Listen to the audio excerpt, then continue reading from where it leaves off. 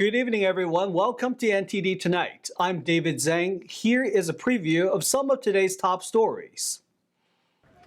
Recovery efforts resume after the Francis Scott Key Bridge collapsed, and more on the investigation efforts and anticipated economic impacts. A January 6 defendant has won an early release. This is thanks to a Supreme Court decision. Legos have taken on an unexpected role in law enforcement, with the one police department now facing pressure for using minifigure heads on their suspects. First up in Baltimore, recovery efforts are underway after the Francis Scott Key Bridge collapsed. 2 bodies of the 6 construction workers who fell into the water were found earlier this afternoon. Here's the latest. Shortly before 10 a.m., divers located a red pickup truck submerged in approximately 25 feet of water in the area of the middle span of the bridge. Divers recovered two victims of this tragedy trapped within the vehicle.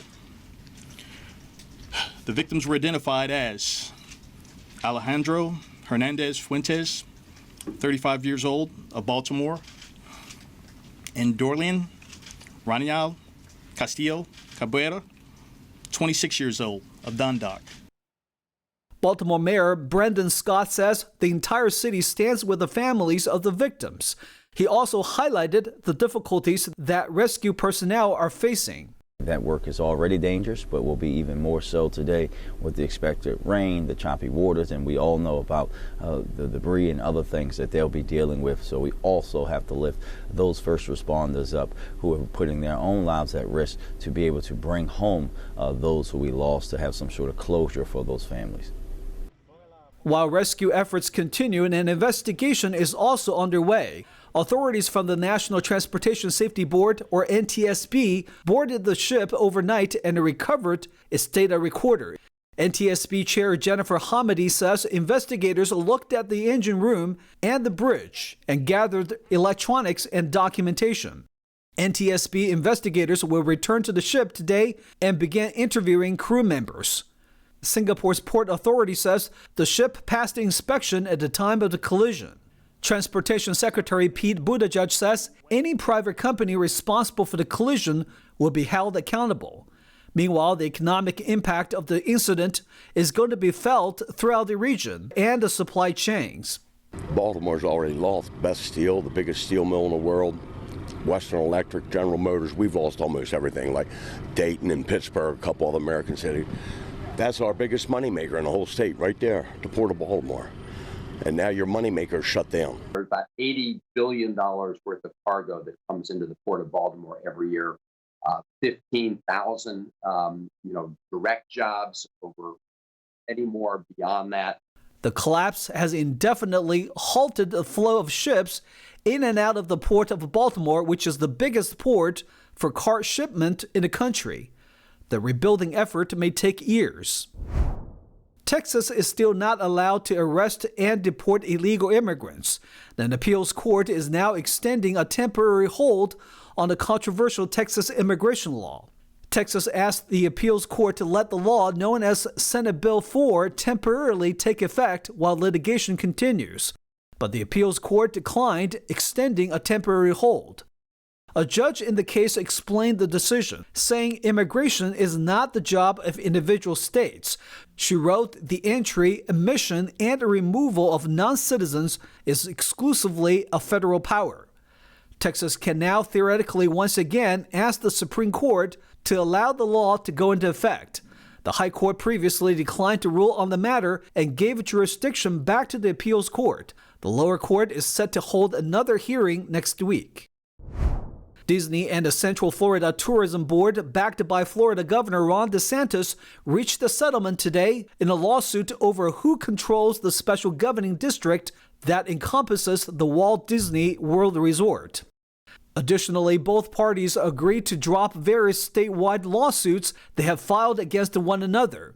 Instead, both agreed to resolve their differences outside of the courtroom. The dispute began after Disney's criticism of Florida's Parental Rights in Education Act, derided by critics as the so-called Do Not Say Gay bill. It prompted the DeSantis administration to revoke the special Disney-controlled tax district that gave the entertainment giant autonomy over its theme parks in the region. President Biden's son Hunter asked the judge today to dismiss a criminal case against him. He is accused of evading nearly $1.5 million in taxes. The younger Biden says prosecutors bowed to political pressure from Republican lawmakers investigating his father. Hunter Biden's lawyers appeared in federal court in Los Angeles to challenge the charges. They argue he was selectively targeted by prosecutors in response to Republican criticism over alleged earlier lenient treatment. Hunter Biden pleaded not guilty to failing to pay taxes between 2016 and 2019. This while spending millions of dollars on drugs, escorts, exotic cars, and other big-ticket items. His lawyer said he paid back the money in full. The trial is due to start in June. A January 6 defendant has won early release thanks to a Supreme Court decision. The Delaware man is serving a 3-year sentence for marching through the halls of Congress during the 2021 Capitol breach. The High Court will review the Biden administration's unique use of an evidence tampering law. Hundreds of January 6 defendants have been prosecuted on felony obstruction of Congress under it. The charge carries a sentence of up to 20 years in prison. It is the most widely charged felony in January 6 cases. Kevin Seafried was one of the first people to enter the Capitol on January 6. He was convicted in June 2022 for 4 misdemeanors and a single felony obstruction charge. A city in Northern California has agreed to lift its ban on natural gas for new buildings. This comes after an association opposed the ban for years. The city of Berkeley, California has agreed to stop enforcing a ban on natural gas piping in new homes and buildings. The California Restaurant Association successfully opposed the ban in court. In a statement, the association said, "We are encouraged that the city of Berkeley has agreed to take steps to repeal the ordinance, including immediate non-enforcement of the ban, to remain compliant with federal energy law." In 2023, the 9th U.S. Circuit Court of Appeals refused to reconsider a ruling that the ban violates federal law that gives the U.S. government the authority to set energy-efficient standards for appliances. The Restaurant Association said Berkeley agreed to settle the case by taking steps to repeal its ordinance. But because the process will take several months, the city will immediately stop enforcing the ban to comply with the court ruling. In 2019, Berkeley became the first U.S. city to adopt a ban on natural gas in new homes and buildings. The California Restaurant Association filed suit in federal court to overturn Berkeley's ban. The Sacramento Bee reported Monday that there have been no new bans since the 9th Circuit's ruling, and some communities have suspended or stopped enforcing their rules. Lego has restricted one Southern California police department from using Lego heads to obscure suspects' faces in shared social media images. Here's NTD's Christina Corona with more. The Murrieta Police Department has been using Lego minifigure heads and emojis to conceal suspects' faces in social media posts since 2023. These edited images went viral last week following the department's policy statement, leading to numerous news articles and later a request from Lego. The police department shared on Facebook why the covered faces, showcasing 5 individuals in a lineup with their faces obscured by Lego heads displaying different expressions. The post references a California law that took effect on January 1st, prohibiting law enforcement from sharing suspect photos for nonviolent crimes, unless specified circumstances exist. They stated, the Murrieta Police Department prides itself in its transparency with the community, but also honors everyone's rights and protections as afforded by law, even suspects. Experts say there are harmful consequences of posting such images online. For individuals awaiting trial, mugshots may imply guilt, and for those striving to overcome a criminal record, these images can make it difficult for them to receive a job. However, Murrieta Police Department Lieutenant Jeremy Durant told Fox News, "The Lego Group reached out to us and respectfully asked us to refrain from using their intellectual property in our social media content, which of course we understand and will comply with." The new law mandates police departments and sheriff's offices to delete any shared booking photo from social media within 14 days, even for those arrested for for violent crimes, unless certain conditions, such as the individual posing an ongoing threat to public safety as a fugitive. Christina Corona, NTD News, California. California's governor announced that officials have seized over 1 million fentanyl pills across the state. Over half of that were from the border. Governor Gavin Newsom announced Tuesday that officials seized over 500,000 fentanyl pills at the border. He's also urging Republicans in Congress to act on border security. Last month, the California National Guard and counter-drug operations seized over 1 million fentanyl pills in California, including nearly 600,000 pills at the state's ports of entry. According to the governor's office, there was a 1,066% increase in fentanyl seizures between 2021 and 2023. This comes as Congress passed a $1.2 trillion government funding package last week. As part of the deal, the Department of Homeland Security will get $61.8 billion, a $1.1 billion increase from last year. This includes $400 million for combating the influx of fentanyl and new border security technology for detecting the drug. However, funding for border security had been a major holdup in negotiations between Republicans and Democrats at the Capitol. Senate Republicans argued that the provisions weren't strong enough to prevent the influx of illegal immigrants. Representatives in the House wanted to decouple border policies from foreign aid. We'll take a short break now, everybody, but here's a look at what we have for you when we come back. One popular manufacturer is being fined hundreds of thousands of dollars for illegally employing minors. How much do you need to make to be considered middle class in your state?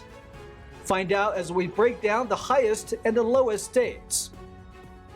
Violent threats against the U.S. arts group seem to be escalating, with 4 bomb threats in just over a week. More on recent developments. Those stories and more coming up on NTD Tonight.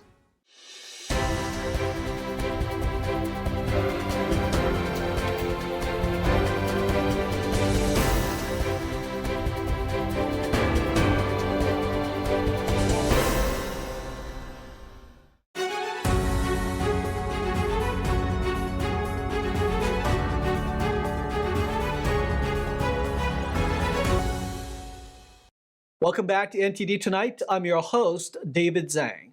The U.S. Department of Labor's office is cracking down on a Tennessee manufacturer for illegally employing children as young as 14 years old. NTD's Christina Corona gives us more details on the story. Labor Department officials discovered immigrant children as young as 14 working illegally among hazardous heavy equipment at a Tennessee company producing parts for lawnmowers sold by John Deere and other firms. Tough Torque was fined nearly $300,000 for employing 10 children. Under a federal consent agreement, the company must allocate $1.5 million to support the illegally employed children. Ryan Pott, the general counsel for Tough Torque's majority owner, told NBC News the department will not tolerate companies profiting on the backs of children employed unlawfully in dangerous occupations. The Labor Department didn't detail the children's tasks. Correa, the Labor Department's Southeast Regional Administrator for the Wage and Hour Division, described a concerning environment among investigators. They observed immigrant children as young as 14 working late into the night at the 24-hour manufacturing facility amidst power-driven equipment being moved around the plant. However, Pott, Tough Torque's majority owner's general counsel, clarified that the child workers were temporary and not directly hired by Tough Torque. He explained they used fake names and false credentials to secure jobs through a staffing agency. John Deere did not respond to a request for comment. Christina Corona, NTD News. What income is required to be considered middle class in your state? According to calculations by Consumer Affairs, the difference between the lowest and the highest states is about 60%. NTD's Jason Blair brings us the states with the highest and the lowest requirements. The minimum income for a household of 4 to qualify as middle class varies by about $32,000 across all states. The states with the highest numbers are Hawaii at $82,630. Washington, D.C. and New York are tied with $81,396, and Connecticut and New Jersey are tied at $80,163. The lowest are Arkansas and Alabama with $51,798, West Virginia at $59,197, and Mississippi with $60,431 to qualify as middle class. These are averages for the state as a whole, but the numbers could vary a lot across each area of the state. For example, the California minimum income to be middle class is $69,064, but in the San Francisco Bay Area, that number would need to be $91,220. Using all the data, the national average minimum income for a household of four to be middle class comes out to be $65,547. Consumer Affairs got these numbers using a calculator by the Pew Research Center that uses 2018 data. Then they put those numbers in a U.S. Bureau of Labor Statistics inflation calculator. Jason Blair, NTD News. Former NHL player Chris Simon has passed away, but his death has brought up another discussion, CTE. Here's NTD's Tyler Castillo with more details. Former NHL player Chris Simon has recently passed away. His family released details saying the cause of death was by suicide, with the family believing he was suffering from CTE. CTE is chronic traumatic encephalopathy, a brain disease that can only be diagnosed when the person has already passed away. The disease is cited by usually receiving multiple brain traumas throughout the person's lifetime. Simon, who is only 52 years old, was a notable enforcer in the NHL, racking up 8 suspensions and well over 100 fights across multiple teams. The NHL earlier this week held a press conference where a reporter asked NHL Commissioner Gary Bettman if there's any correlation between playing hockey and getting CTE. The NHL denied any correlation but said they were trying to make the game as safe as possible. Former NHL player Dan Carcillo spoke out about the statement, saying, quote, "It's the same playbook Big Tobacco used between not finding a definitive link between lung cancer and smoking. They used it until they couldn't anymore." Carcillo retired early at the age of 30 back in 2015, citing concussions as those, quote, destroying his life. Now he is a major advocate for athletes who receive head injuries. The NHL has also stated that concussions overall have decreased 18% since they implemented a few rule changes a few years ago. Our hearts are with the Simon family as they mourn their loss and wish them all the best. Another bomb threat and mass shooting threat sent to the headquarters of an established performing arts group in New York. Shen Performing Arts, a U.S. arts group founded by Chinese dissidents, is a top priority target of the Chinese Communist regime. The classical Chinese dance group depicts China before communism. Now violent threats against the arts group seem to be escalating, with this being the 4th bomb threat now in just over a week. NTD's Jeremy Sandberg has the update. A new bomb and mass shooting threat was sent Tuesday to Shen Performing Arts headquarters in New York. A series of emails obtained by the Epoch Times state in Mandarin multiple C4 explosives have been placed, demanding a $58 million ransom with a Wednesday deadline. The email threatens to detonate bombs and turn the headquarters into ruins if the money isn't sent into a PayPal account by 3 p.m. Then another email from a separate account makes a mass shooting threat and doesn't ask for money. That email, also in Mandarin, threatens in the near future individuals will sneak onto the property, throw grenades, and shoot everyone on sight. Another separate email sent the same day launches into an expletive-laced rant, seemingly upset that Shen reported the threats to police and media. The email chides the FBI and exclaims the agency isn't worth worrying about at all. The sender declares they will keep sending threats and eventually wear the police out with, quote, "the boy who cried wolf." The email ends by threatening, then one day a bomb will really be put in a theater. This comes after weekend bomb threats in California and British Columbia at venues where Shen was performing. The threats prompted evacuations and police bomb sweeps, but no explosives were found. A Shen representative says the FBI has been notified and is investigating the threats. Jeremy Sandberg, NTD News. A troubling agenda revealed. Certain Western media outlets are publishing content in line with propaganda from a tyrannical regime, the Chinese Communist Party, at least when it comes to a major human rights violation committed against practitioners of the Falun Gong spiritual movement inside China. And at the center of that problem really, unfortunately, is the paper of record, the New York Times. Why was this journalism so off the mark? And so here was the leadership of the New York Times meeting with the leadership of the largest tyrannical communist regime on earth. Watch our exclusive interview with Levi Browdy, Executive Director of the Falun Dafa Information Center, this Saturday on NTD 11 a.m. Eastern Time. Stay tuned for China in Focus with Tiffany Meyer coming up next. And in more China news, is China cashing in America's lithium mining while U.S. taxpayers pick up the tab? More on how this could be happening, linked to a massive mining project in Nevada. More details coming tonight at 9:30 p.m. on China in Focus with Tiffany Meyer. And that's all we've got for you tonight. We would like you to join us again on NTD Tonight every weekday at 9 p.m. I'm David Zhang. Have a wonderful evening.